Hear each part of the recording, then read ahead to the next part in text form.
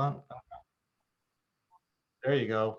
I don't even need to say it. This meeting is now being recorded. Welcome to Sasko River Center. We're going to be looking at how to use our summer effectively with Kristen Ball. And with that, I'm going to let her take it away. Thank you, Mar. You're Hi, welcome. everybody. I am so excited. I feel like, I have been a learning specialist at Sasko River Center, which was formerly Southfield Center. So I was at Southfield Center for years. We merged with Sensory Kids and became Sasko River Center. And I've been a learning specialist for years, and I get the benefit of working with kids one-on-one, which is really fun. Before that, I used to be a classroom teacher, but I wanted to share some insights that I have had with the kids, having had the chance to work with them one-on-one. I love these kids and building the relationships with them to be able to understand what's a source of pride for them, or what's a source of frustration for them, or what might be challenging for them, is really very special and important. So I just wanted to share some thoughts with you, and hopefully you will get some ideas of maybe how to work with your kids this summer, and how to address the ongoing dialogue about COVID and how it's impacted schools in the past year and a half. So the first thing I'm going to do is read you a little story. It's called The Animal School. And I love this story. I used to read it. I used to be a 5th grade classroom teacher, and I read it with my 5th graders. And it's just a great way of goal setting and reminding us that we all do things that are that come to us naturally, and there are things that are just naturally a little more challenging to us, and that's all okay and part of the deal. So here is the book, The Animal School.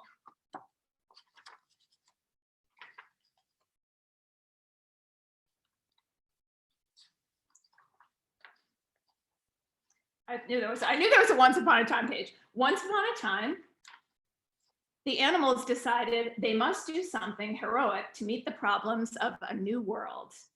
So they organized a school. They adopted an activity curriculum consisting of running, climbing, swimming, and flying. To make it easier to administer the curriculum, all the animals took all the subjects. The duck was excellent in swimming, in fact, better than his instructor. But he made only passing grades in flying and was very poor in running. Since he was slow in running, he had to stay after school and also drop swimming in order to practice running.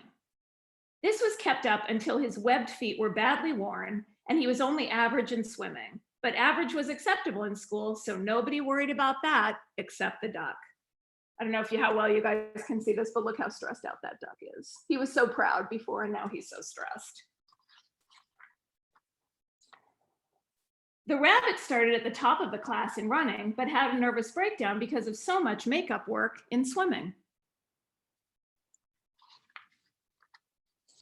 The squirrel was excellent in climbing until he developed frustration in the flying class, where his teacher made him start from the ground up instead of the treetop down. He also developed a Charlie horse from overexertion, and then got a C in climbing and a D in running.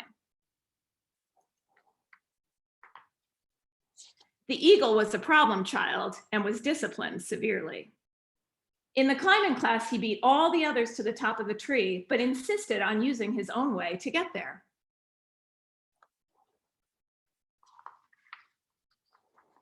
At the end of the year, an abnormal eel that could swim exceedingly well and also run, climb, and fly a little had the highest average, and he was valedictorian. Look at his proud parents there. The prairie dogs stayed out of school and fought the tax levy because the administration would not add digging and burrowing to the curriculum. They apprenticed their children to a badger and later joined the groundhogs and gophers to start a successful private school. Does this fable have a moral? And at this point, I would talk to the kids about what the moral is. And of course, they would say things like, everybody's good at some things. People need to work hard at some things. There's a balance to everything. And part of the reason why I started with that is to remind all of us that the kids are I work with mostly middle school kids and teenage and high school kids. And, even the teenagers really, they may not show it outwardly, but they want to please their parents. They want to do well. They really do care. And it's frustrating when things don't come easily to them. And a lot of the kids I work with, everything came easily to them. And then it didn't because, when all of a sudden it didn't, they were really thrown off and they felt like maybe they weren't as smart as they thought they were and their confidence was shaken. So I know the topic of this is using the summer effectively, but I wanted to start with that because I think the social and emotional aspect of working with your kids and getting them over this coronavirus hump is really important. So with that, I'm going to share my presentation. And hang on one second, let me pull it up here. Okay. Hang on. Kristen, what was the name of that book again? The Animal School. Thank you. Sure. So let's see here. Pull this over there. Present. So can everybody see my screen? Yes? Say if you can, Yep. but I can. Okay. Okay, so using the summer effectively to address COVID gaps, it's kind of a tall order, I realize, but I'm hoping that, as I said before, that if you guys get one or two things from this, it will be great. And I know I talked to one of the participants before we started, and his kids are 6 and 8, so there's going to be a wide range of kids' ages here, and we'll have time to discuss and have questions and answers at the end. But the social and emotional response is, here, I'm going to just minimize this so I can see my screen. How to talk to your kids about the past 15 months. I was watching the Today Show several months ago, and Hoda was like, what are we going to do about this lost year? And I was like, Hoda, come on, Hoda, don't call it a lost year. It's not a lost year. It's a year where the kids learned things like adaptability and resilience. So I think it's all about how we frame what we say, and nothing against Hoda, she's great, but I just feel like she was probably reading from a prompter, but I just feel like I've heard that, like, oh, the teachers are doing the best they can, but it was terrible or something like that. And I feel like the kids are picking up on that. So the first is the language and that the parents and teachers use has a direct and lasting impact on the kids. So I know we know this, but I just wanted to make sure we're mindful of it because the kids are listening and the kids are sort of building on how we're responding to it. And we've never lived through a pandemic either. So we're responding our own ways. And that's really important to remember. So as I said, I work with kids, mostly middle school and high school. And I just wanted to share a few of observations from teacher feedback I've been getting, like, through the kids. So if the teacher comments on one of their docs and their papers, I feel like the teachers have been very busy. The teachers are working hard. And it's really, really important to take the time to say, wow, I love the word you chose, or I love the example you gave, or that was really, really insightful. And then building on that in order to work together. So I feel like, even the teenagers, like a little boost and a little bump, not in a way that I always tell the kids, I will never give you false praise. I will never say something, the kids think I'm very nice. So I'm like quick to say something positive. And I like to think I am nice and say things that are positive, but I don't say things that aren't valid. So that's really important too. But I think taking the time to talk about the positive is really important. Pay attention to what you're seeing at home.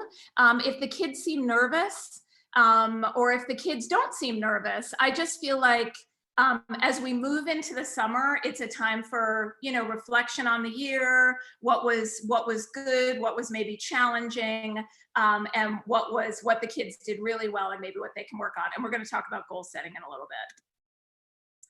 I put this one in because of an experience I had last week. Be aware of how misplaced stress and frustration might cause us to attribute everything we're feeling to the pandemic, and how we as adults might be modeling this behavior to the kids. So I went to a restaurant, I met a friend for breakfast the other week, and the restaurant was so crowded and it was like so stressful. And I was like, oh my gosh, like it's too crowded. I didn't think I was going to get coronavirus. I didn't think whatever, but I was just irritated with all the people. And I thought, I'm probably just hungry. We went to the neighboring restaurant, but it was like, it wasn't that big a deal. But I think things can quickly become a big deal because of the isolation we felt. So I just wanted to remind everyone about that. Yeah, so this is back to what I saw on the Today Show, but like calling it a lost year, or saying to the kids, it's going to be really hard to get caught up with all that you've lost, or the teaching wasn't great, or the teachers tried their best, but it was just an impossible situation, or we need to make up lost social time with your friends, and putting pressure on things. We're all in the same position. We all experienced it the same. I think some kids had a better time with the online learning than others did. I think like pretty much universally, the kids, at least in my experience, said that they would rather be either all online or all in school. The hybrid was too much for them because it was all the back and forth and the change. So again, the language that we use is so important.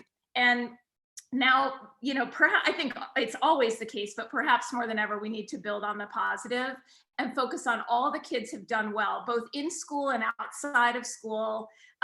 They've been adaptable, they've shown resilience, and they've shown thoughtfulness and an ability to take care of each other in ways that hasn't been required before. Even, wearing masks, because they're supposed to, but like wearing masks because that's important for the people around you as much as it is for you, and making sure they have their masks, even when they're outside, if their grandparents are there, because they just want to be extra safe. It's that like extra step that they're taking that's so special and important and should be rewarded. There is a New York Times article. I know Mark is going to share this afterward and it's being recorded, but here's a link to it. It's how to help your adolescent think about last year. And it's a great article that has tips about, it's similar to the bullet points I have above, but it's very well written. So it was worth putting in here.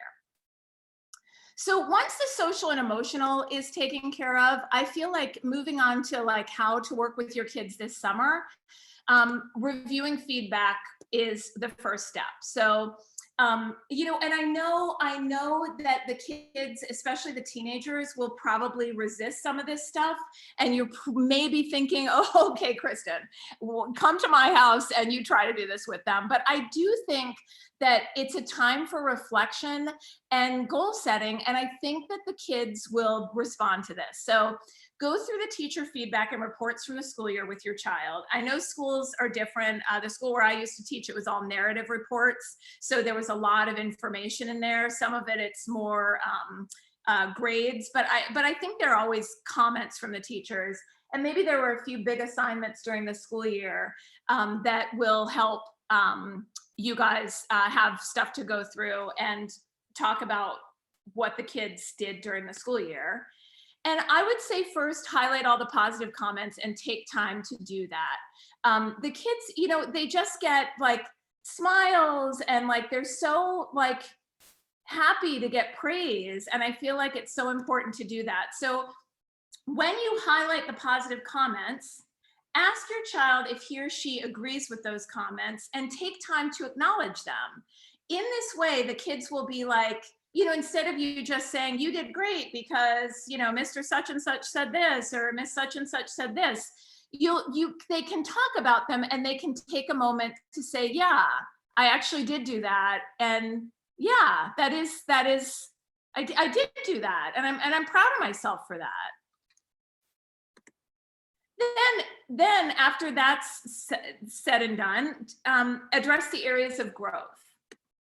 And again, it's not anything the kids did wrong. They're areas of growth that the kids can learn from.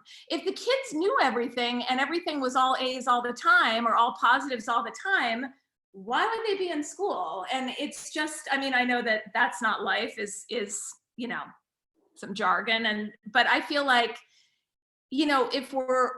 anytime we stop learning, even as adults, about how to be better, it's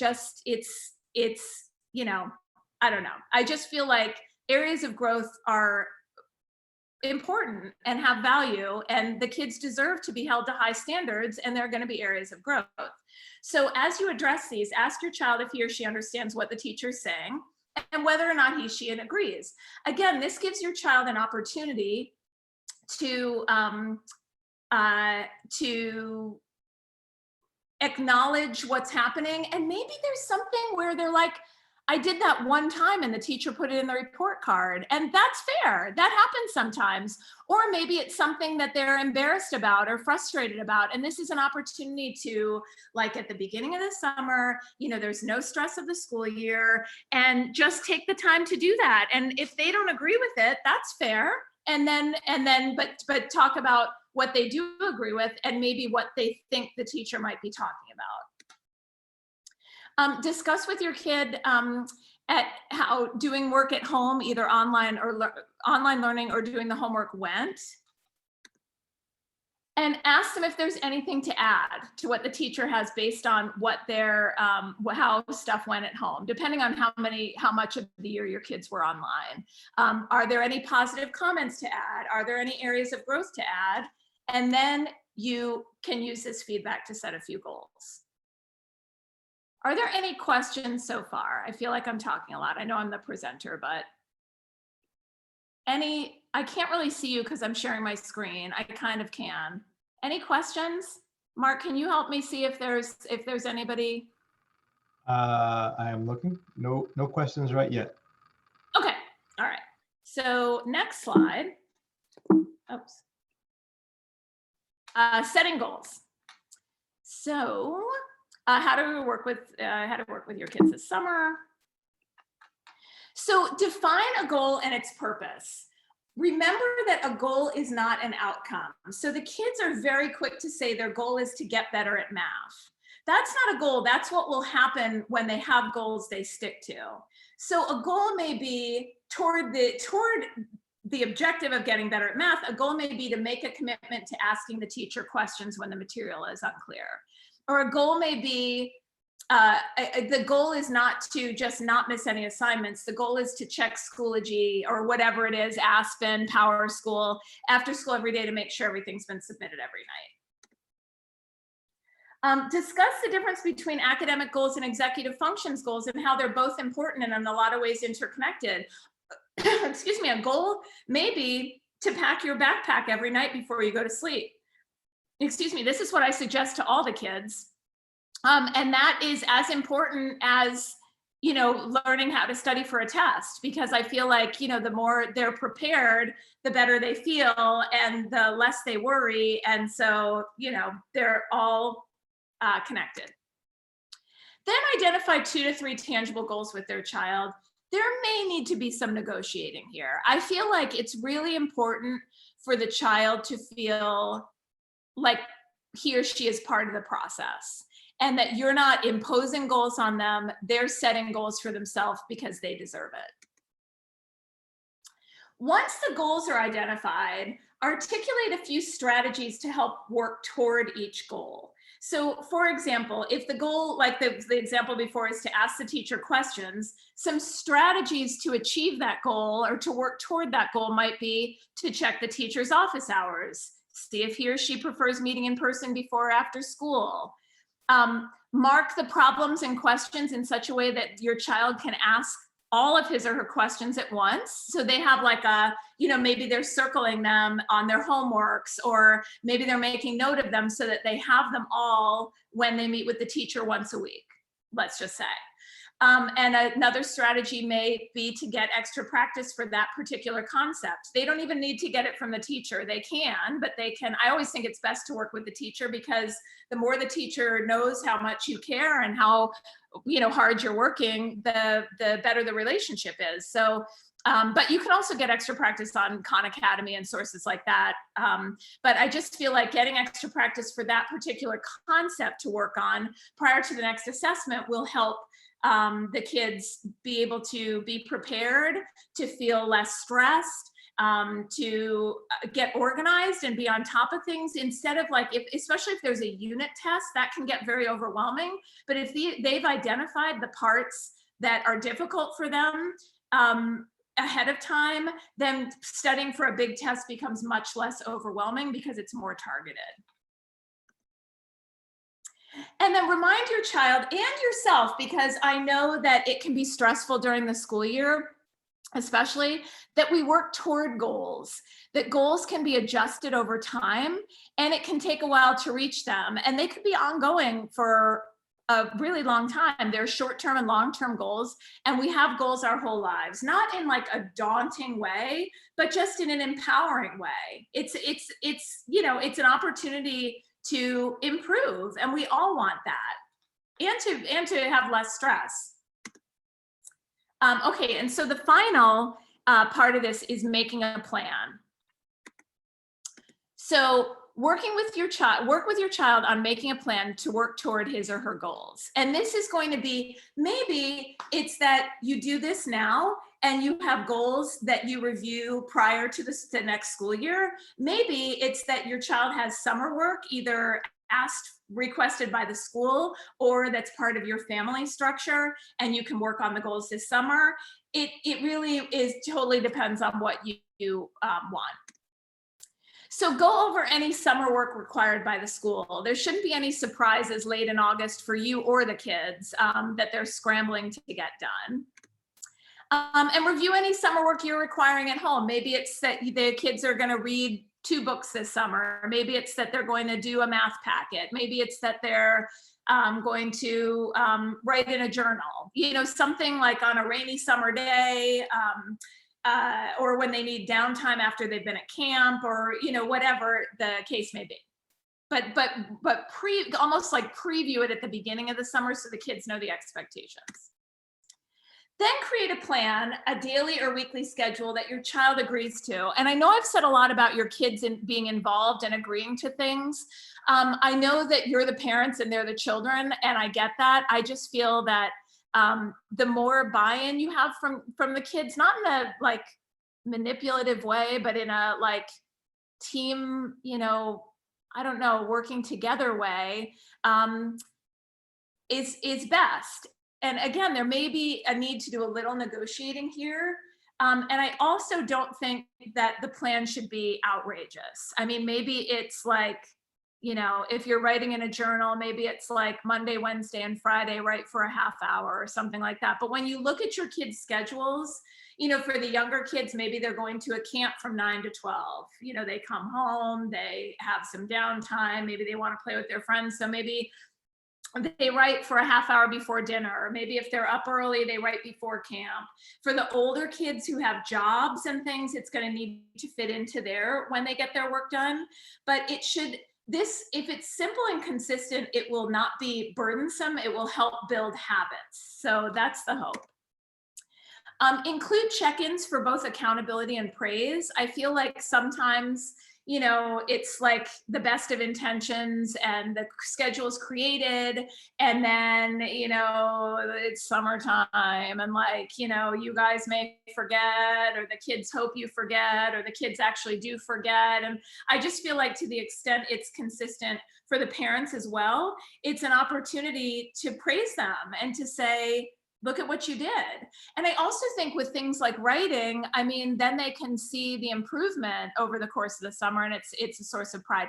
Maybe the something they're doing is more art-based and things that they can put together over the summer that's like almost like a little portfolio, or like some work that they can, give to their grandparents or something like that. It can be fun. It doesn't have to be all burdensome.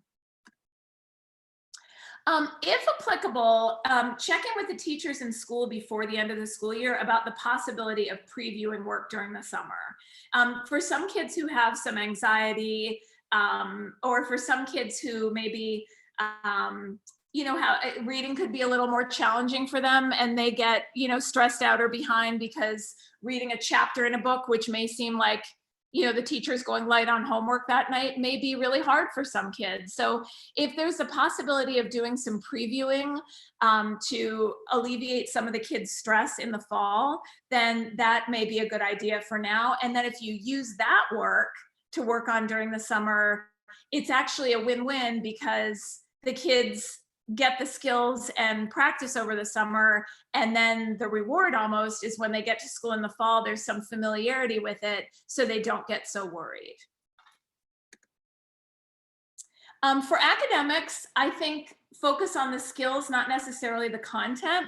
I think it's important to use content that will engage your child. So if your child is a reluctant reader and loves, I don't know, baseball, there may be some, biography about someone or a baseball book. There may be something that's maybe a little bit below your child's level, or even a graphic novel. I know that sometimes graphic novels are perceived as not reading, but I feel like as a magazine, like anything, like some kind of, sports magazine, I just feel like anything that gets your child reading, if that's the goal, who cares what the content is? For executive functions, I feel like, again, be creative with the end goal of building good habits. So example, if your child is working toward packing up everything the night before school, I work with all my kids on this. Like, I don't work with them on it, but I just remind them of it and try to build that habit with them. Use the summer to have your child plan for the next day, gathering everything he or she needs, even if there's going to be time in the morning, even if they're like, I can do it in the morning, like use that time to just build the habit of the night before. That's just one example that I thought of, but I think that like being creative and working with your child on what would work best is really important and valuable for everybody. Any questions before we go on? I'm gonna, the only other thing I have is to share some resources with you, and I'm happy to do that. And there will be time at the end for questions. I just wanted to pause. It's awkward to like present and I only see my presentation. We'll get back on it, you'll get very soon. I couldn't hear. Is there a question? There is a question in the chat. There's from G. Olson. Sorry. It feels complicated for us because our daughter is summer school 8:30 to 11, no afternoon camp, so struggling a bit about scheduling fun in too. She will be tired coming home from 3 hours of that, but it feels like the classes assigned are not at all helping with executive function, and she needs it based on her triennial eval we just got. Struggling with the idea she is not getting help there at all. Okay, so how old is the child? Does it say? Sorry, it doesn't say, no. She's 10. She's 10. Okay. Mm-hmm. So she has camp in the morning. So no, she has summer school from 8:30 to 11:30. So for her, that's like a long time for her to like kind of hold it together and, keep focus. But it's kind of this leap ahead reading thing. And it's not really directed at the executive functioning. And we just got her triennial evaluation. And it seems, if you read it, it seems like has no executive function in a way, but it's kind of doesn't seem like the summer school bit is getting at it. So my question was, you just said things like building good habits and planning for the next day. I'm just wondering, is there anything else we can kind of do for her on that executive functioning side, since it seems to be a real problem and summer school doesn't seem to be directed at that at all? And the summer school is reading, did you say? Yeah, it's this leap ahead reading thing, and there's some math within it, but it's not, it's just very difficult to read those evals and see that they're pointing out all of this, that the executive functioning is exceedingly low, but it doesn't seem like there's anything during the summer that's aimed at it. And she's taken kind of a big backslide, like I'm sure a lot, this year has been really tough on her. So the reading really took a dive without her being in and pull out and all of this kind of thing and whatever. But the major focus of the eval seemed to be the lack of executive function. So I guess, we're just struggling. What do we do this summer with her to help her, but also not to make her feel like she's in a full school day every single day and doesn't get any downtime? Yeah. What did it say? Anything specific? Because executive functions, I feel like people are throwing that around like, oh, okay, they need help. So just her ability to kind of just plan in general or solve for complex things and kind of, plan how am I going to get through this, whatever the problem is, whether it's a problem with perimeter or whatever, like how do I how do I sit down and plan how to do this sheet? I don't even know where to start right now. So she gets completely overwhelmed if she thinks that she can't do it. And then she just kind of can't put it together, or, she's got to have a Post-it on top of a folder to remind her that, oh, I need to do this math sheet. And, she won't come home with her backpack, take it out and just kind of plan out what she's going to do. That just doesn't happen without, I guess, them kind of saying, all right, you're going to do X, X, and X when you get home. Okay, here's what I would suggest. And I feel like it's a little bit, presentations like this are really great, and hopefully you get like one or two nuggets, but they're a little bit hard because they're not as specific to the children. But I feel like for your daughter, what I would do is, break things down for her. And, maybe you said something like a worksheet, she doesn't even know how to get started. I mean, if it's like a 10 problem worksheet, maybe she does the first 2 and sees where she is, and, builds the confidence that she can do it. Maybe you, for the summer, take the like opportunity. I don't know what your situation is, if you're going to be home when she gets home from the summer school, but like, unpack what she did, talk to her about what she had. I can't imagine they're going to give the kids homework for summer school. Maybe they will, but what they did and like what's coming up for tomorrow, and even starting to get her to think about that is like, it may not look like it's helping, but it's helping her development about thinking things that way. So the conversations about like, what did you do today and what is coming up tomorrow, and having her start to articulate that is really, you may not see the benefits and the results of it immediately, but you will, like, over time, all of a sudden she's going to start thinking, what did I do today and what do I need to do tomorrow, without you having to ask her. Oh, I really appreciate it. That's super helpful. I didn't mean to be too specific to just, my kid. We have plenty of time, and I think you're right. I think a lot of people are getting feedback that their kids need help with executive functions, and they don't know. They know like what it means, like its definition, but they don't know how to help.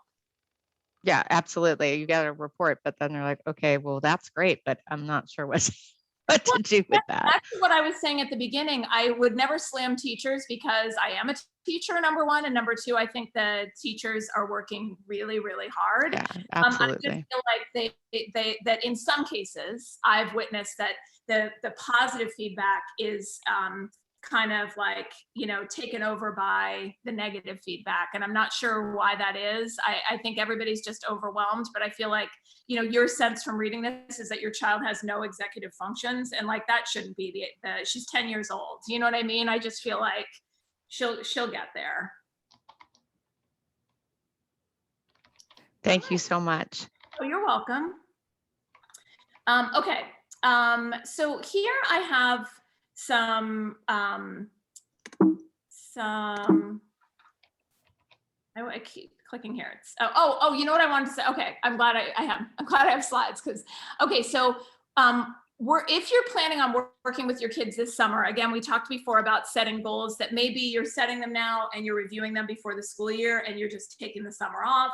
Maybe you're actually, doing some work with your kids this summer.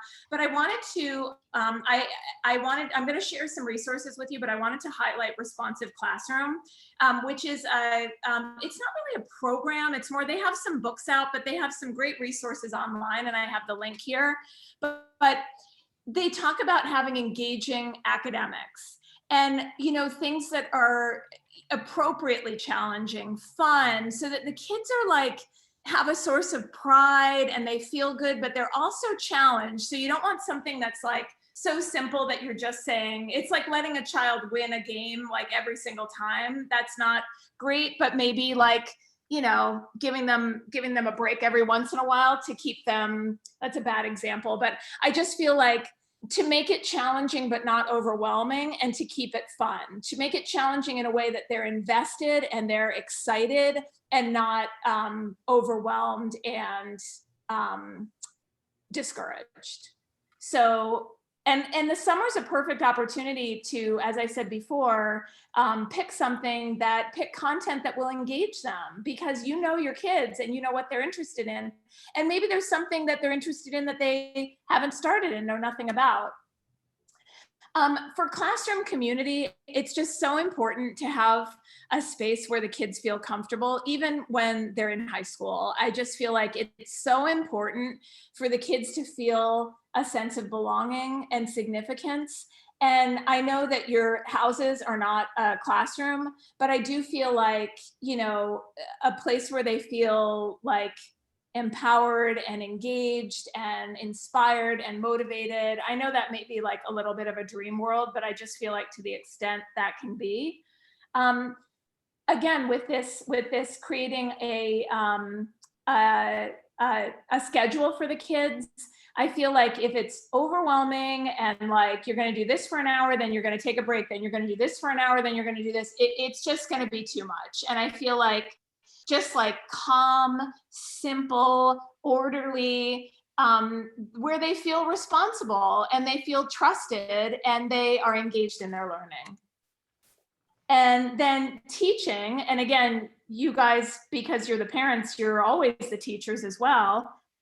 Excuse me, but recognizing like what your kids, where they are socially, emotionally, physically, and cognitively, and moving ahead as with that all in mind. You know, again, and especially with coronavirus, some of the kids had a really hard time emotionally. Some of the kids didn't. Some of the kids had a really hard time socially. Some of the kids didn't. You know, some kids didn't want to leave their houses that much. Some kids went outside when it was safe. So I just feel like, and cognitively, I feel like, you know, I do feel like maybe the past year and a half, you know, the kids didn't get all the instruction they would have in a typical school year, but I do feel like there was a lot of value in what the kids did that should be highlighted. So here's the link to that. And again, you'll have this presentation, so you can go to that later. Okay, so I have a few, oh shoot. Oops, sorry. I have a few resources. And, oh, actually, you know what? I don't need to. I'm just gonna stop sharing. You guys will have the presentation. So let's see here. I just want to show you some of the resources that have been helpful to me over the years that may be helpful to you. So the first one is on that list is The Animal School, which is the book I read. So it's just, you know, again, even if you have teenagers, they're going to be like, what? But I just feel like it's important to, you know, a good resource if you think it'll be helpful. There is a book called Out of Our Minds. It's by a guy named Ken Robinson, and it's about learning to be creative. And a lot of the kids I work with are very, they would almost rather not do an assignment than do the assignment and not do it correctly. Or they'd rather not do the assignment than ask clarifying questions. And I just feel like a lot of the kids, you know, feel a lot of pressure. And this book is all about being creative. And one of the things I took a lot of notes on this book. And one of the things was, if you're not prepared to be wrong, you'll never come up with anything original. And 3 things we know about intelligence: it's diverse, it's dynamic and interactive, and it's distinct. It's all about seeing our creative capacities and giving ourselves the space to be creative.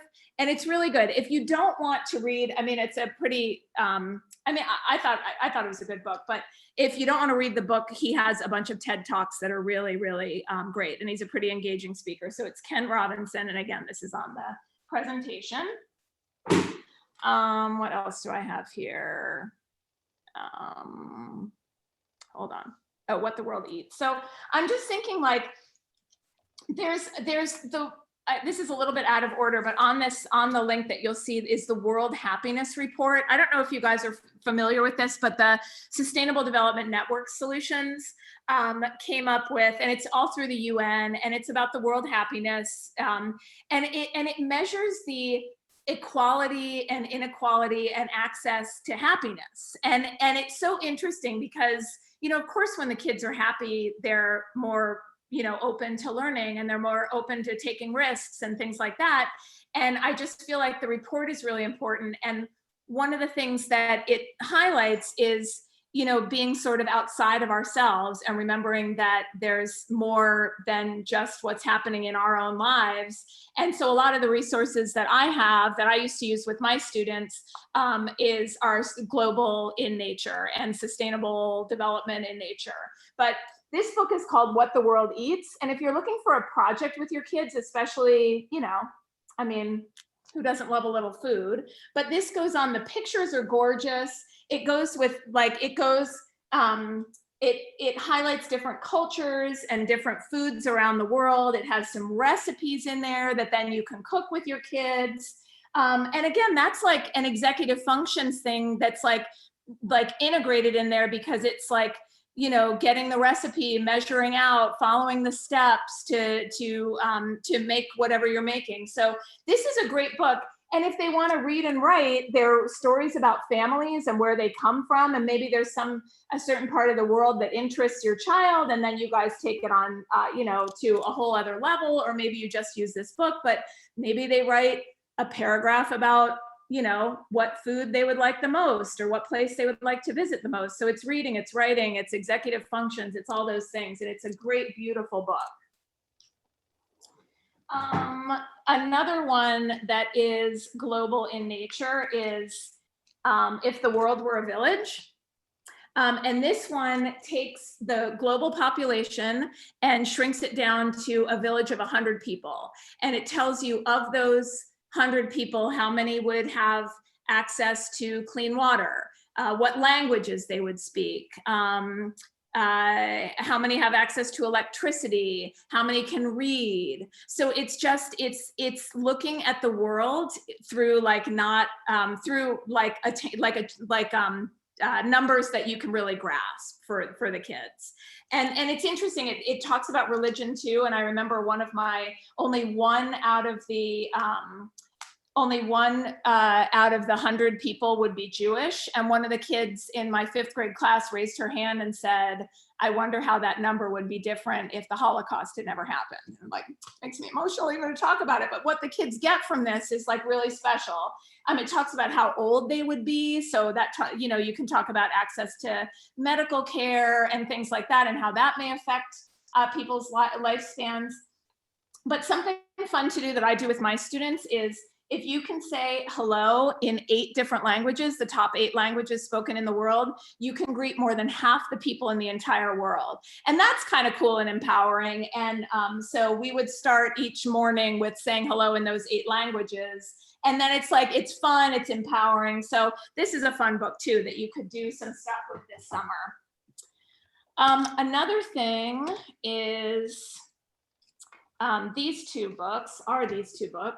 So a friend of mine's daughter died at Sandy Hook, and they have done a great job at, preserving her legacy. And she loved dogs. She was a reluctant reader.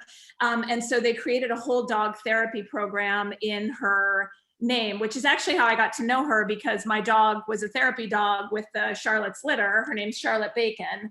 And so I got to know the family really well, and they are awesome. But this is a great story about how she's a reluctant reader, and because she's a reluctant reader, she actually uses her imagination, and how her imagination takes her on all these, sort of imaginary, wonderful adventures, and how books can do the same thing for us. So this is a really great one for kids. And this is a book by their son called The Dogs of Newtown, because he was in 5th grade when his sister died, and the dogs were really, really helpful.